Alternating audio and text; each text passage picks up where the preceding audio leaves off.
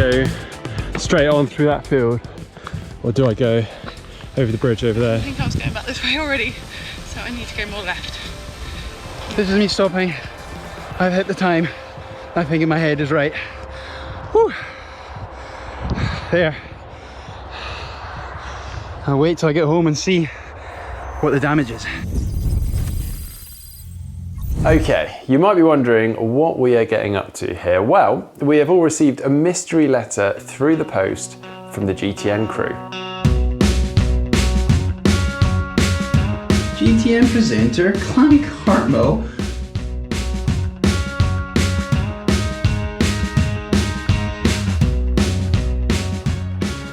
Dear Heather, How reliant do you think you are on technology when it comes to running and navigation? we're putting you, Mark and Fraser to the test. Can you run a 10k without a watch?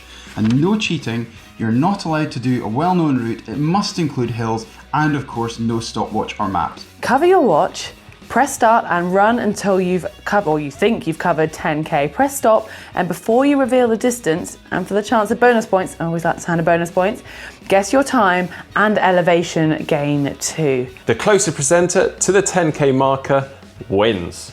Good luck. This actually sounds like a nice challenge. I wonder if the boys agree. Let's go and find out. Hey guys, have you just seen the letter that I've seen from our production team? Yeah, it's crazy. I mean, I wonder if they've been a little bit bored during this lockdown period, hey?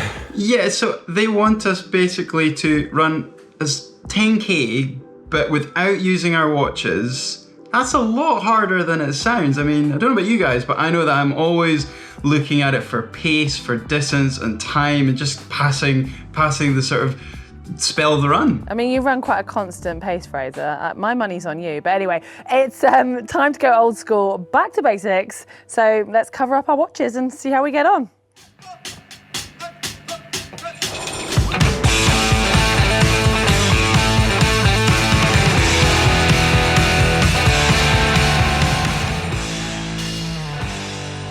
Okay, I have got the OS map out, but don't worry, I'm not over-analysing or studying it too much, merely just reminding myself of a couple of routes. I do have my watch all covered up. I'm ready to go. Now, I've been thinking long and hard about this challenge because we're quite competitive as a trio here on GTN, so I reckon Heather and Fraser will probably have come up with some cunning idea of some way of tracking their distance without using their watch.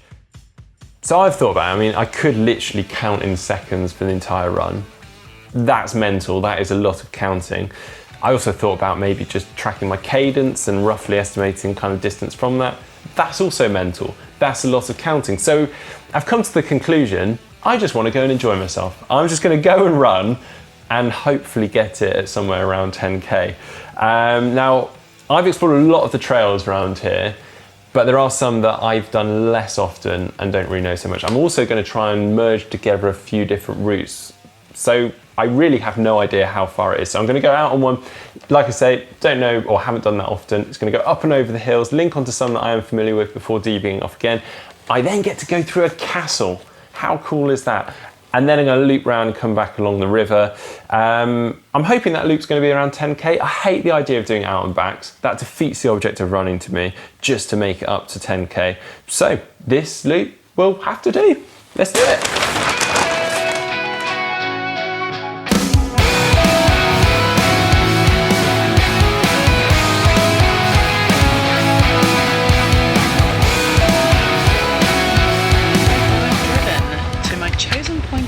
This is the outskirts of Moncton Farley. Well, everywhere looks beautiful today because it's bright blue sky, which slightly concerns me because it's about 26, 27 degrees, which for us in the UK is very hot, which means 10k today is probably going to feel like harder and longer than a normal 10k would do in the springtime. So I'm conscious of that, so I'm going to have to add on a little bit, I think more than what I would naturally think. But I do have a slight plan, and I can't really tell you much about it whilst I'm going along because when I'm running, I'm going to be concentrating. My plan involves a hairband. I'm going to put this, basically count each K in a certain way, I'll tell you in a moment, but I'm going to put it on each finger, so little pinky being K number 1, all the way through this hand. And when it gets to this pinky, that's when I'm going to stop my watch and see if I've done 10k. My watch is set, so I've covered it up. Now, you're probably wondering, well, how am I going to count each K? Yeah, that's the tough bit. That's what needs concentration. It's 470 steps per kilometre. If I'm averaging around 5.5 minutes a K. Got my hairband at the ready. It will go on this finger when I have done 470 steps. It's a lot of counting. It's gonna hurt my brain. I like to kind of wander and disappear in my mind when I'm running. And today I'm gonna have to like stay present at every single step. So, I'm finding it quite strange looking at my watch and not seeing any data, just my electrical tape. But I'm hoping that I can average about 4.5 minutes per kilometre. That's usually a run speed for me. So you can tell it's pretty warm today here in Scotland. So I'm already finding that quite hard, plus with these hills. So I'm just hoping that I can gauge 45 minutes. That's the golf course over there.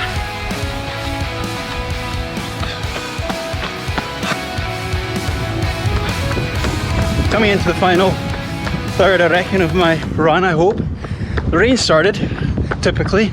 I'm in Scotland. Oh, still sweating. Found some little friends.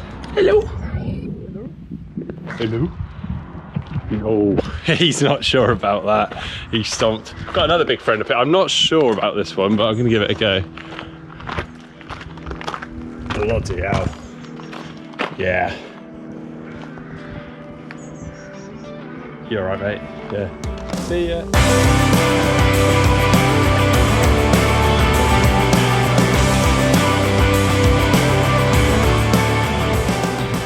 Over there, and I've run around like this. Just haven't run on these paths before. And it's really fun.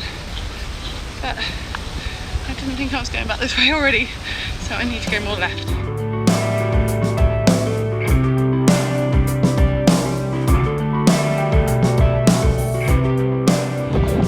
I'm regretting this already. I think it's further. Finishing up here. Getting towards the end of this run now. I'll be honest, I'm starting to doubt my pacing ability here. Right, almost on the home straight. Into my home territory. There's no route of going shorter or longer here. I think it's about 1.5 K from here. Let's hope it gets me close enough to 10K. This wasn't intentional, but I popped back out on a road that I ran that way on earlier. So basically did a little footpath that I couldn't resist, and it's brought me back to at least, I know I'm close. Although earlier I think this was about 3K away, but I did meander in the woods. I'm hoping I'm only just over 1K away, because I've reckon almost done 9. And even if I haven't, I'm quite happy to see my car now, I think.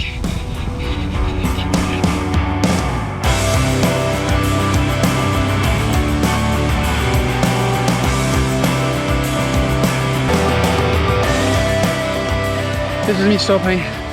I've hit the time. I think in my head is right. Whew. It's it. Almost see my house. Very tempted to press the stopwatch now and then walk the rest because I feel like I've done 10K, but... yeah, that was 9, hopefully. Might as well just complete this. 10K done. What do you reckon? It's a weird one because it's not like, oh, I could have tried harder. And I'm slightly apprehensive to reveal this, because it's like when you do a race and you train really hard and you think you've done a really good time and you hit the wall in the pool, look up at the clock and it's like 5 seconds slower and you're like, how did that happen? Right guys, I'm not long out of the shower. I don't know about you, but how do we think that one went? I had no idea when I was out there. I was convinced I had gone far too long and I needed to take a shortcut, but I had no option. I was having a right mare out there. How about you? Oh, yeah, I just enjoyed mine. I mean, maybe a bit too much, but yeah, it was good. Fraser, how was yours? Yeah, I mean, well, Heather, it was... It wasn't completely new trails to me. I definitely wanted to have some sort of feeling of the terrain that I felt I could run my pace at, that I think is my go-to pace. But a bit like Mark, I ended I ended up feeling like I needed to run more, and I did. And well, without giving too much away, I don't think I should have done. Yeah, how was the rest of it, guys? Were you close on your altitude or your time, if you've got your distance right? I'm going to be straight. I have no idea on elevation. I'm terrible with all of that and predicting. So I think we should just go through the numbers and yeah, get over the suspense.